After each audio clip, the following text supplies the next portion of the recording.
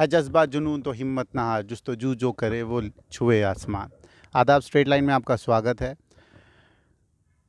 ज़मीन से जुड़े हुए लोग और उसके बाद किसी मकाम पे पहुंचने के बाद अपने आप को जो है फिर भी छोटा कहने वाले एक शख्स से आपकी मुलाकात कराने जा रहे हैं हम, जिन्होंने अभी केएस में जो है वो सिलेक्शन हुई है उनकी, और आने वाले वक्त में किस तरीके से वो लोगों की सेवा करेंगे जब वो एडमिनिस्ट्रेटिव फील्ड में जो है अब उनको जब कार्यभार मिलेगा सरकार की तरफ से, ये सब जानने हम जो है आज एक बहुत ही खूबसूरत व्यक्ति से मिलने आए हैं।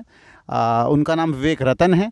विवेक रतन जी, आपका स्वागत है स्ट्रेट लाइन में। थैंक यू सर, आपने मुझे इस काबिल समझा कि आपने यहाँ पे बुलाया। अजहर जी, धन्यवाद आपका। पहला सवाल मेरा ये होगा कि क्या एम था असल में? एम एक इंसान अपना एक सेट करता है, उसके बाद जो है उस एम की तरफ जो है फोकस करता है।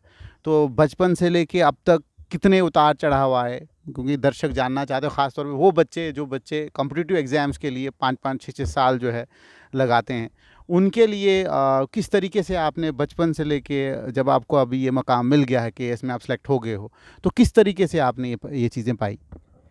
अजहर जी देखिए, मेरे बैकग्राउंड जो थी वो कोई इतनी अच्छी खास नहीं थी। मेरे दादाजी, मेरे रिश्तेदार दादाजी या सभी बैकग्राउंड से किसान थे। उन्होंने अपने काम में दिल से अच्छा काम किया। अपना जो भी उनको वर्क था वो पूरा उन्होंने डेडिकेटेड तरीके से किया। फिर मेरे पेरेंट्स, मेरे पापा ने बड़ी मेहनत की, मम्मा ने बहुत मेहनत की, एजुकेशन फील्ड में आए, टीचर्स हैं। तो मेरी प्रेरणा हमेशा मेरे पेरेंट्स रहे। जब मैंने उनको देखा कि वो मेरे लिए, मेरे छोटे भाई के लिए जो कि अभी फ्लाइंग ऑफिसर है इंडियन एयरफोर्स में, तो जब हमने देखा कि हमारे माँ बाप हमारे लिए इतनी मेहनत कर रहे हैं, तो ये हमारा कर्तव्य बनता है कि उनको भी हम वापस कुछ दें। अगर कुछ नहीं करूँगा, हमेशा बैठा रहूँगा या कुछ गलत काम करूँगा, तो मैं किसी भी तरीके से अपनी सोसाइटी को और अपने पेरेंट्स को दुखी नहीं करना चाहता। मैं चाहता था कि मैं कुछ उस लेवल पे पहुँचूँ कि मैं अपनी सोसाइटी को, अपने लोगों को कुछ कंट्रीब्यूट कर पाऊँ।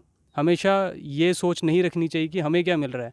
सोच ये होनी चाहिए कि हम क्या दे सकते हैं अपने देश को, अपने देशवासियों को, अपने माता पिता को। तो मेरी प्रेरणा का स्रोत मेरे गुरुदेव पूज्य बापूजी और मेरे माँ बाप, मेरे यही स्रोत रहे। उनकी मेहनत को देखा और मुझे लगा कि मुझे भी कुछ ऐसा करना चाहिए जिससे कि उनका जो सर है गर्व से ऊंचा हो जाए।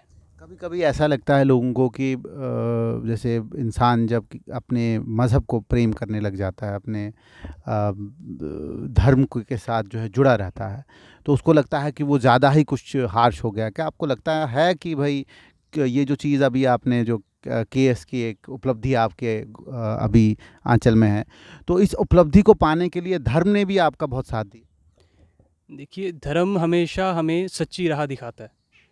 सच्चा धर्म का पालन करने वाला व्यक्ति वही है मेरे हिसाब से जो बाकी धर्म को भी इक्वल रिस्पेक्ट से देखता है। अलग अलग रास्ते हो सकते हैं, जैसे स्वामी विवेकानंद कहते हैं, उनके गुरुदेव श्री रामकृष्ण परमहंस जी कहते थे कि रास्ता अलग अलग है लेकिन मंजिल एक है। तो धर्म को हमेशा अच्छे से, धर्म हमेशा रहने का तरीका हमको सिखाता है।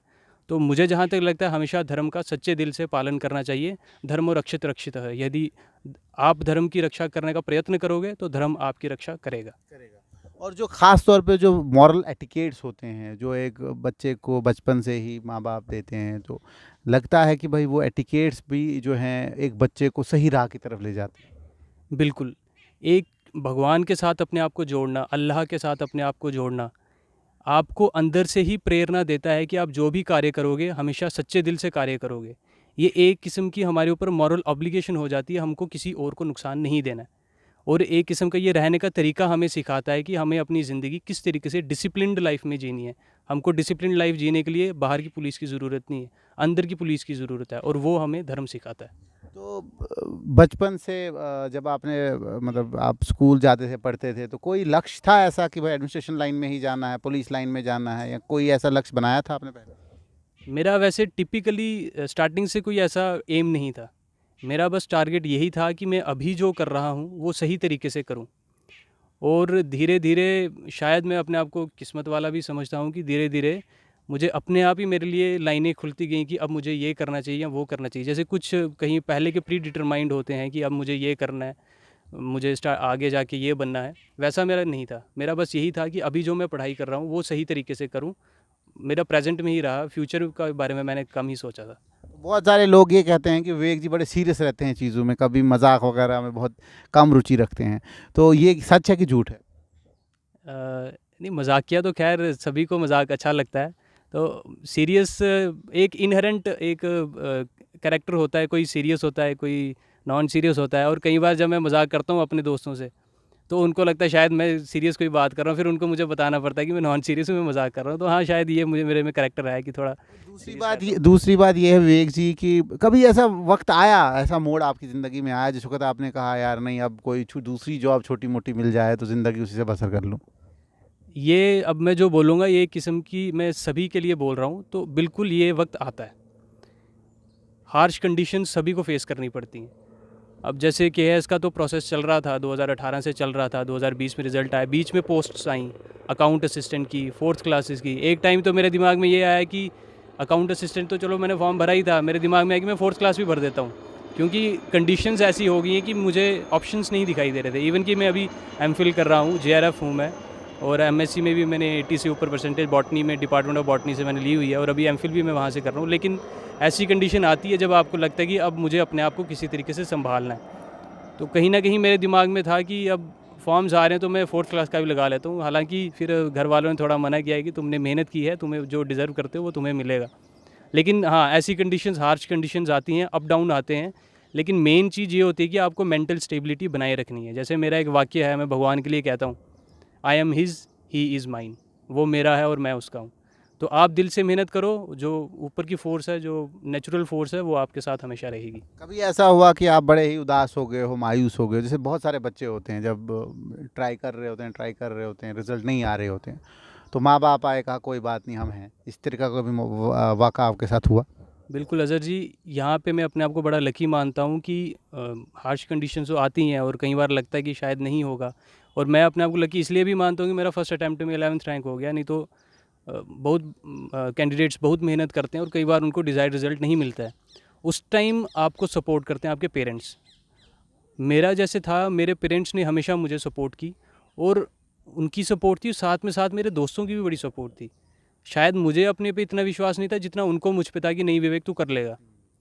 और कई बार फिर मुझे लगता था कि जब वो मेरे पे इतना विश्वास कर रहे हैं, ये मेरी रिस्पॉन्सिबिलिटी बनती है कि उनके विश्वास पे मुझे खरा उतरना है, चाहे कुछ भी हो जाए। अब आप फाइनली केस ऑफिसर बन चुके हैं, तो आने वाले वक्त में जो भी कार्यभार आपको दिया जाएगा तो उसमें किस तरीके की अप्रोच आपकी होगी? मेरी हमेशा से मेरी एक आइडियोलॉजी रही है, work for the people and I am accountable to the people. मेरी यही कोशिश होगी कि जो भी मुझे कार्यभार दिया जाता है, तो जो सबसे ग्रास रूट लेवल पे जो लोग हैं, मैं उनको किसी तरीके से फ़ायदा पहुंचा सकूं। मुझे जो भी रिस्पॉन्सिबिलिटी मिली है और जो भी मुझे पे मिलेगी, ये मेरी रिस्पॉन्सिबिलिटी बनती है। जितनी पे होगी उससे ज़्यादा मुझे लोगों को देना है, उससे ज़्यादा मुझे लोगों को कंट्रीब्यूट करना है, ज़्यादा से ज़्यादा फ़ायदा लोगों के लिए देना है। जितनी स्कीम्स ऑफ गवर्नमेंट ऑफ, सबसे बड़ी हमारी थोड़ी जो प्रॉब्लम आ रही है वो ये है कि लोग अवेयर नहीं है कि उनके लिए सरकार क्या क्या चीज़ें कर रही है। तो मेरी कोशिश ये होगी कि लोगों तक वो चीज़ पहुंचाऊं, उनको अवेयर करूं और उनके लिए काम करूं। यही मेरी शायद उपलब्धि भी होगी अगर मैं ये कर पाया तो।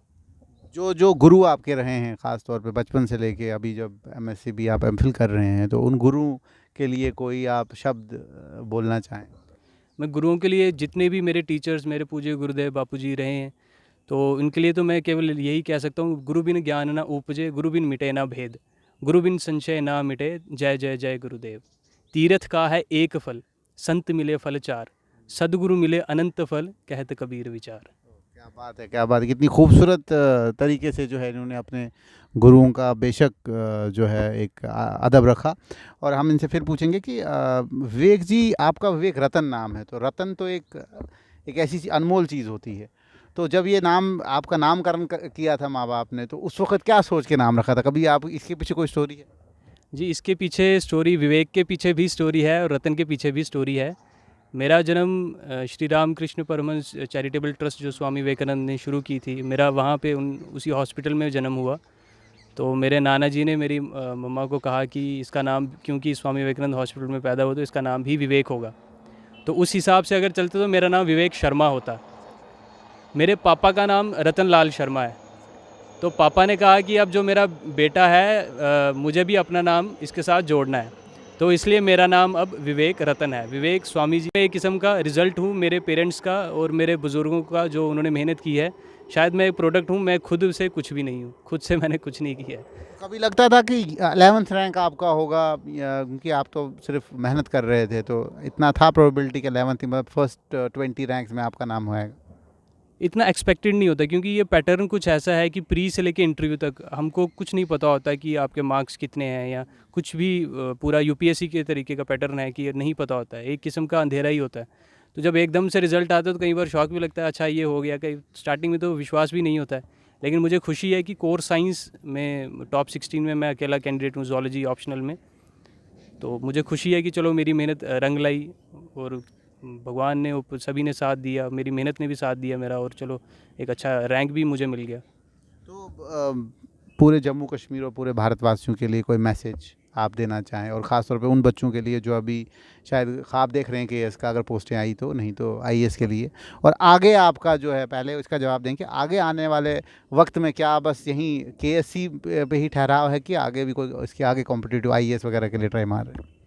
इसका तो मैं एक ही जवाब दूंगा कि हर किसी की इच्छा होती है अपने आप को बढ़ाने की, और मेरी यही इच्छा होगी कि जो मुझे एडमिनिस्ट्रेटिव डिपार्टमेंट मिला है मैं उसमें अपना फुल कंट्रीब्यूशन दूं, और कंट्रीब्यूशन तो दूं, साथ में मैं प्रोग्रेस भी करूं, लोगों की भी प्रोग्रेस हो, और साथ में मैं ऐसी पोजीशंस पे पहुंचूं जिससे मैं लोगों का ज़्यादा अच्छे तरीके से काम कर पाऊं। अगर हायर पोजीशंस में व्यक्ति पहुंचता है तो नेचुरली उसके पास अथॉरिटी ज़्यादा होती है। तो मेरी कोशिश होगी कि ज़्यादा से ज़्यादा अच्छे से अच्छे तरीके से मैं काम करूं और अच्छी अथॉरिटी पे भी पहुंचूं।